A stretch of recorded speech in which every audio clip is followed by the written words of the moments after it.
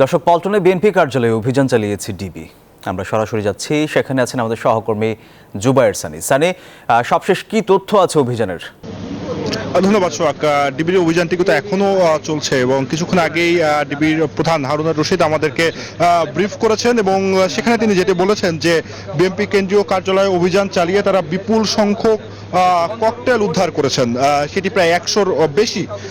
এছাড়া দেশীয় অস্ত্র, পেট্রোল বোমা এবং পেট্রোল বোমা সহ 7 জনকে তারা আটক করেছেন এবং সেই 7 জন কিন্তু বিএনপির বিভিন্ন পর্যায়ের নেতাকর্মী। এবং হারুনুর রশিদ যেটি বলছিলেন যে বিএনপি এই কোটা আন্দোলনকে ভিন্ন খাতে প্রবাহিত করার একটি চেষ্টা করেছিল এবং সন্ধ্যায় প্রেস ক্লাবে যে বাসে আগুনের ঘটনা, সেটিও কিন্তু তারাই করেছে বলে তারা ধারণা করছেন। এবং আমরা যখন এখানে আসি তখনও কিন্তু এখানে কয়েকটি ককটেল বিস্ফোরণের শব্দ আমরা শুনেছি। তো এখন যে ককটেলগুলো উদ্ধার করা হয়েছে সেগুলো নামিয়ে আনার কাজ চলছে।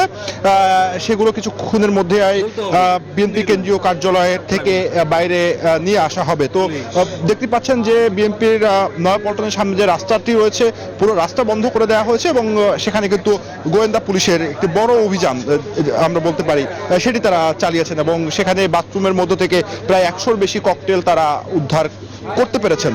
এবং গোয়েন্দা পুলিশ যেটি দাবি করছে যে চলমান যে কোটা আন্দোলন যেটি চলছে সেটিতে আসলে ভিন্ন খাতে নেয়ার একটি ষড়যন্ত্র স্বাধীনতা বিরোধীরা করেছিল এবং সেখানে উস্কানি দেয়া থেকে শুরু করে নানাবিধ কর্মকাণ্ড কিন্তু তারা ঘটিয়েছেন এবং সে কারণেই তাদের গোয়েন্দা তথ্যের ভিত্তিতে এই অভিযান এবং সেই অভিযান থেকে তারা এই জিনিসগুলো উদ্ধার করলেন। এবং আমরা রাস্তার ঠিক দেখতে পাচ্ছিলাম যে প্রচুর সংখ্যক লাঠিসোঁটা এখানে রাখা হয়েছে।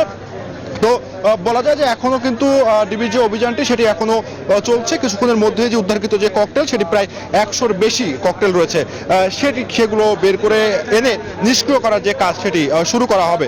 তো সোহাগ, এই ছিল আমার কাছে নয়াপল্টনের ডিবির যে চলমান অভিযান তার সর্বশেষ তথ্য। সানি, আপনাকে ধন্যবাদ।